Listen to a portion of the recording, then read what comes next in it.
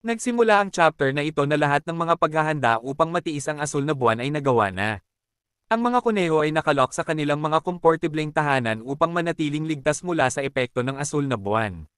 Nakapagtayo rin si Sejen ng isang ligtas na lugar gamit ang mga bato upang maitago ang isang maliit na apoy. Nasiyahan siya sa kanyang paggawa at sinabing dahil kailangan lang nilang protektahan ang mga baga upang patuloy na mag-alab ang apoy, sapat na ito. Bigla siyang nakarinig ng iyak at paglingon niya, nakita niya si Theo na yumayakap sa mga batang kuneho. Siya ay umiiyak at nagsasabi na sino ang mag-aakalang ang mga cute na dilaw na batang kuneho ay magiging mga adulto na. Habang siya ay natutuwa sa pagbabago bilang angkol na tiyuhin, hindi natuwa si Sejen sa kanyang reaksyon. Sinabi niya sa mga ngalakal na pusa na huwag munang lumabas sa kanyang tagwan. Sinabi niyang maaaring dumating ang asul na buwan anumang oras, kaya mas mabuting magtago siya sa kanyang balutan. Ginawa iyon ni Theo, ngunit hindi pa rin siya masaya na iwan ang mga batang kuneho.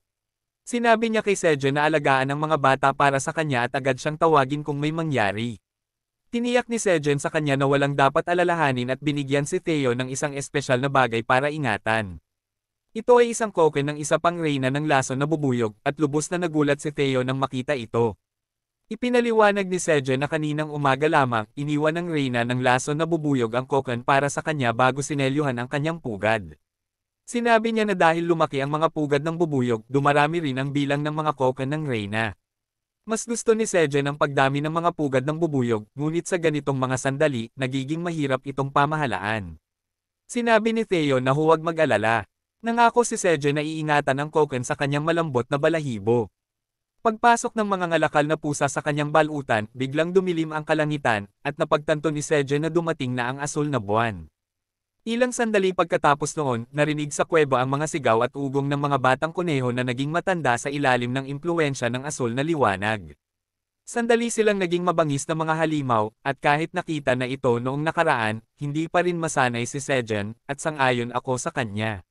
Bigla siyang nakarinig ng malakas na ugong mula sa labas ng kuweba, at tinakpan niya ang kanyang mga tainga. Nagtataka siya kung bakit marami sila.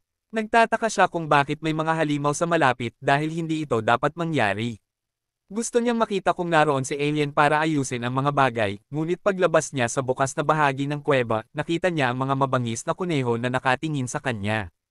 Nabigla si Sejen, at naalala niyang noong nakaraan, agad na naging normal na adulto ang mga kuneho. Nagtataka siya kung bakit ang mga kunhong ito ay patuloy na nakatingin sa kanya ng mabangis. Hindi sila tumigil sa pagtingin lamang at agad na kumuha ng posisyon para pauunan siya anumang oras. Ngayon ay nasa bingit na si Sejen ng pag-ihi sa pantalon at sinabi sa mga bata na magpakabait. Siyempre, hindi sila nakinig sa kanya at agad siyang tinayra. Tinakpan ni Sejen ang kanyang mukha habang sumisigaw, ngunit biglang lumipad ang itim na dragon na si Alien sa ibabaw ng kuweba. Napatigil ang mga kuneho sa kanilang kinaroroonan, at masayang sumigaw si Sejen ng pangalan ni Alien habang nakatingin sa langit. May isa pang hindi inaasahang bagay na nangyayari sa labas ng kuweba. Isang kakaiba at nakakakilabot na halimaw na puno na tinatawag na branch ant ang biglang lumitaw sa labas ng bukid ni Sejen. Ang halimaw ay naging baliw dahil sa asul na buwan, ngunit nang makita nito ang isang bagay na nagpatanong sa kanya ng lahat. Nakita ng branch ant ang dakilang itim na dragon na lumilipad sa kalangitan, at labis itong natakot na agad na tumakbo palayo. Gayunpaman, ang itim na dragon sa kalangitan ay hindi si Alien, kundi isang hologram lamang. Si Alien ay nasa kanyang tore, kinokontrol ang hologram gamit ang kanyang teknolohiyang parang Iron Man. Tumawa siya habang tinatanong ang sinumang nakikinig kung ano ang tingin nila sa kanyang pagtatanghal. Ang ilusyonaryong magic tool na ito ay nilikha para sa kanya ng kanyang lolo. Ito ay lalong kapaki-pakinabang sa panahon ng asul na buwan, kung kailan hindi makaalis si Alien sa lugar ng administrator, ngunit nais pa rin niyang kontrolin ang mga halimaw. Bukod dito, tinwik ni Alien ang hologram upang magmukhang ito ang kanyang adultong bersyon. Maaari niyang kontrolin ng malayuan ang hologram sa buong ika-79 na palapag. Gayunpaman, posible itong mapanatili ng epektibo kung ito ay kasing taas ng mga ulap, at ito ay mawawala kung mas malapit ito sa lupa. Nagtawa si Alien sa kanyang sarili, iniisip na iisipin ni Sejen na ganito ang tunay na hitsura niya. Masaya siya doon at nagpasya na paliparin pa ang holographic dragon bago matapos ang asul na buwan. Sa kuweba, labis na humanga si Sejen na napatahimik ang mga halimaw mula nang lumitaw si Alien. Bigla niyang napansin ang maliwanag na nagmumula sa mga mabangis na kuneho, at agad silang nagtransforma sa mga mabalahibong kumpol ng cuteness. Ang pagkakita sa mga kuneho na naging tamang adulto ay nagbigay kay Sejen ng kaginhawaan. Niyayakap niya sila, sinasabing ikinatutuwa niyang makita silang mga adulto, ngunit ang mga kuneho na niyayakap niya ay sinasabing pakawalan siya. Tinawag siyang tiyuhin ng iba pang mga kuneho at tinanong kung ano ang nangyari. Sasagutin sana ni Sejen ang kanilang tanong, ngunit nakita niya ang liwanag ng asul na buwan na tumatama sa kanyang mga pananim at kumikinang ang mga ito matapos sumipsip ng liwanag. Masaya siya at sinabi na dapat nilang anihin ang mga pananim ng asul na buwan. Di nagtagal, pinakukuluan na niya ang regular na kamote at ang mga asul na kamote. Ipinakita niya ito sa isang malaking plato kasama ang ilang asul na cherry tomato. Well, ang ilan sa mga asul na kamote ay hindi ang normal na uri, kundi ang sweet sun pumpkin potatoes, at mayroon ding ilang asul na strength potatoes sa halo. Binilang niya ang lahat at sinabi na nakaani sila ng 13 asul na cherry tomato, 3 asul na patatas, at 7 asul na kamote ngayon.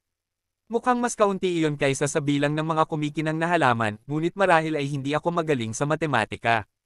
Nagpasalamat si Sejen kay Aileen sa pagtulong sa kanya at iniharap sa kanya ang isang mangkok ng mga pananim ng asul na buwan. Sinabi niya na mainit ang mga patatas at kamote, kaya dapat niyang palamigan muna bago kainin. Nagpasalamat si Aileen at sinabi rin kay Sejen na iwan sa kanya ang lahat ng mga isyu ng asul na buwan sa hinaharap. Sa ganoon, tinanggap niya ang kanyang alok habang nakahiga sa kanyang komportibleng kama.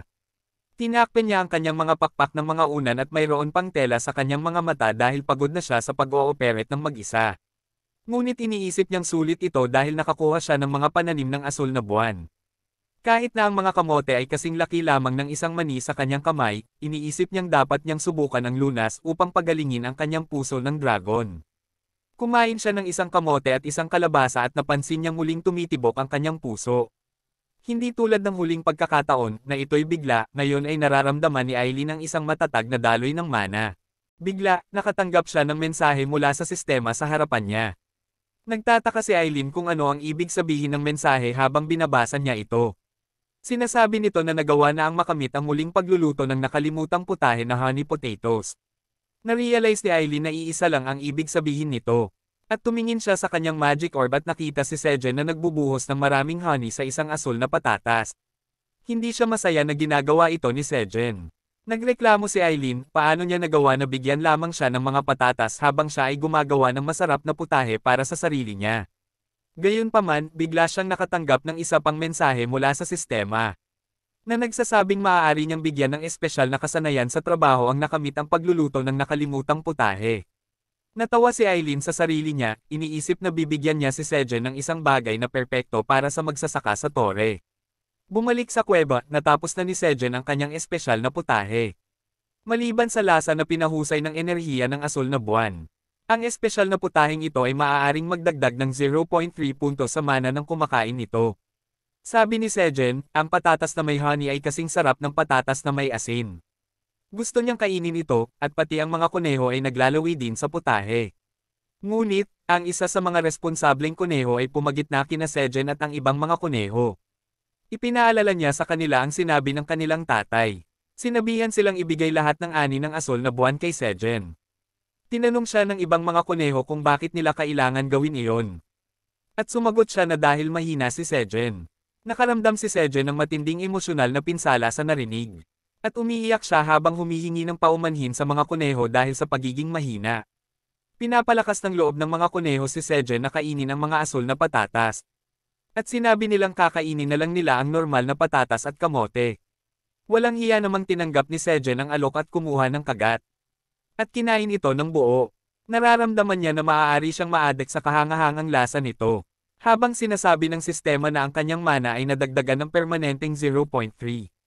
Bigla, nakatanggap siya ng isa pang mensahe mula sa sistema. Na nagsasabing natapos na niya ang misyon ng muling pagluluto ng nakalimutang putahe na honey potatoes. Nagtataka si Sejen kung tungkol saan ito. At tinanong kung talaga bang nakatanggap siya ng achievement dahil lang naglagay siya ng honey sa nilagang patatas. Nakatanggap siya ng mensahe mula kay Aileen, na nagsasabing tumatango siya habang tinitingnan si Sejen, na nakatapos ng isang kahangahangang achievement. Sabi niya, at agad siyang nagbigay ng bagong misyon kay Sejen. Hinihiling na ipatikim sa tower manager ang honey potato. Ang gantimpala ay isang kasanayan sa trabaho. At ang parusa sa pagtanggi ay ang pagkadismaya ng tower manager, na nagsabing hindi niya ito ipapakita. Hirap pa ring paniwalaan ni Sejen na lahat ng ito ay nangyayari. Dahil lang naglagay siya ng honey sa nilagang patatas. Ngunit, dahil interesado siya sa kasanayan sa trabaho, tinanggap niya ang misyon. Tinanong niya si Aileen kung maaari niyang gawin ang putahe gamit ang normal na patatas. At tila positibo ang sagot niya dahil iyon ang ginawa niya. Nagbuhos ng honey si Sejen sa isang mangkok ng mga normal na patatas. At ibinigay ito kay Aileen natapos ang kanyang misyon. Ang kasanayan na natanggap niya bilang gantimpala ay ang pagluluto level 1. Ang description nito ay nagsasabing ang lasa at bisa ng mga putaheng ginawa gamit ang mga sangkap na tinanim sa tore ay bahagyang pinahusay. Nagulat si Sejen sa pagbasa na may kasanayan siya sa pagluluto. Kahit ang sistema ng tore ay nagsabi, hayaan siyang magluto. Isa, pang-screen ang lumabas sa harapan niya. Ipinapakita ang listahan ng mga rehistradong recipe. Isa lang ang recipe doon. At ito ay ang honey potato. Ang description ay nagsasabing ang putahe ay napakasarap. At nadidagdagan ng permanenteng 0.3 mana. Bilang resulta ng kasanayan sa pagluluto level 1. Nakakuha si Sejen ng napakaliit na dagdag sa mana, na masyadong maliit para ipakita sa screen. Ang grado ng putahe ay C. At ang shelf life nito ay isang araw. Tinanong ni Sejen kung maaari siyang mag-ipon ng mga recipe, na sinasabing hindi na siya nagugulat ngayon. Nagtataka siya kung pipiliin ba niyang maging chef bilang side job pagkatapos maging magsasaka. Ngunit una, nagdesisyon si Sejen na gumawa ng mas marami pang honey potatoes para sa lahat. Tinanong niya ang mga kuneho kung tutulungan nila siya. At sabik silang sumang-ayon. Sa ganito, nakahanap si Sejen ng isang pangyayari na karapat-dapat isulat. Sa kanyang talaarawan ng pagkawala sa tore. Ngayon, ang ikawalong asul na buwan ay dumaan ng napakapayapa. Sa ganito, nagtatapos ang kabanata. Si Sejen ay nagkaroon ng sorpresa sa anyo ng isang bagong batch ng mga adult na kuneho. At isang bagong kasanayan sa pagluluto. Ano-ano pa kayang mga putahe ang kanyang malilikha at matutuklasan. Tanging oras lang ang makakapagsabi. Hanggang doon, mag-iwan ng like at komento sa videong ito. At mag-subscribe sa aming channel para ipakita ang inyong suporta.